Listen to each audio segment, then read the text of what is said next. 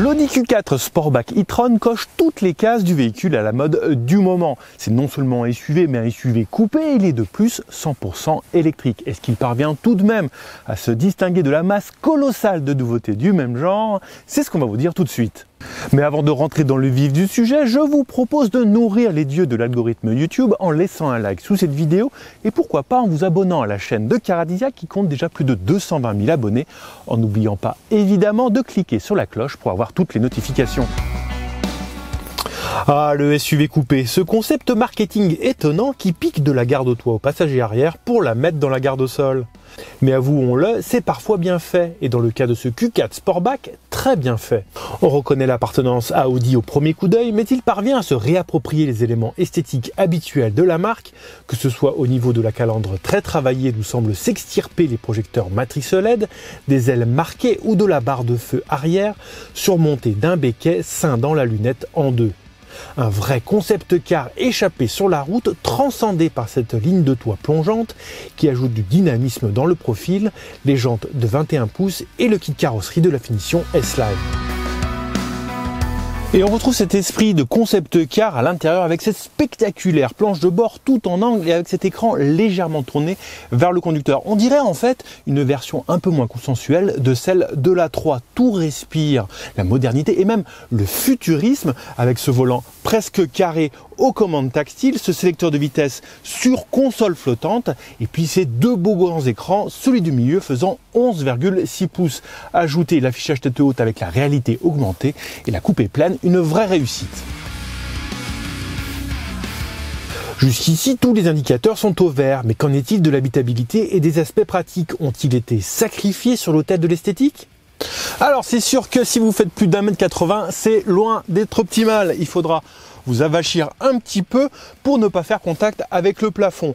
Heureusement, il y a de la place à revendre au niveau des genoux et puis grâce à ce plancher plat, on a une place centrale qui est tout à fait utilisable. Pas de problème par contre pour le coffre puisqu'on dispose de 535 litres. C'est plus que le Q4 normal et c'est même bien dans l'absolu pour un véhicule de moins de 4,60 m. Et on a même sous le plancher du coffre un logement pour ranger les câbles de recharge. Et puisqu'on est à l'arrière, terminons par un autre atout dans la manche de ce Q4. Il se cache ici. Hop, regardez ça. Et oui, il peut tracter et ça c'est assez rare pour un véhicule électrique.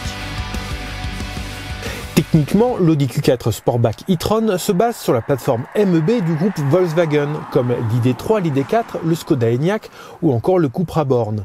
4 versions sont disponibles, 2 propulsions avec un seul moteur à l'arrière, une de 170 chevaux avec une batterie de 55 kWh et une de 204 chevaux avec 82 kWh et 2 quattro avec un moteur par train de roue avec toujours 82 kWh mais 265 ou 299 chevaux.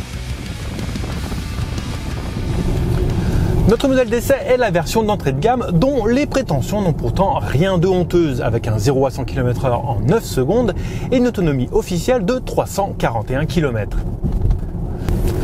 Dans la réalité, il est vrai que les performances sont tout à fait vigoureuses, mais par contre le rayon d'action est inférieur à 300 km, ce qui n'est vraiment pas terrible et qui dépend fortement de votre utilisation à bon escient des palettes de récupération d'énergie au volant. Est-ce qu'au final, on vous conseille cette version? Non, on vous oriente plutôt vers le second niveau, non pas pour la puissance supplémentaire, mais pour la plus grosse batterie qui permet d'approcher les 500 km d'autonomie et pour la puissance de recharge supérieure qui passe de 7,4 à 11 kW en courant alternatif et de 110 à 125 kW en courant continu. Des chiffres qui ne sont pas vraiment bluffants en 2021 malgré tout. Question confort, les oreilles profitent du silence si agréable des électriques, mais par contre le dos est beaucoup moins à la fête. Si vous choisissez, comme ici, la finition S-Line avec le châssis sport rabaissé et les grosses jantes de 21 pouces, c'est ferme, très ferme et même carrément inconfortable. Et même l'option des suspensions pilotées à 1610 € ne fait pas de miracle. C'est vraiment le gros point noir de cette voiture. Les tarifs démarrent à 44 800 € pour ce Q4 Sportback, soit 2 000 € de plus que le Q4. Face à lui, on retrouvera bientôt ses cousins du groupe, que ce soit le Volkswagen ID.5 ou le Skoda Enyaq Coupé, avec des fiches techniques similaires, mais des tarifs probablement inférieurs. À voir si le caractère supplémentaire offert par l'Audi vaut la différence.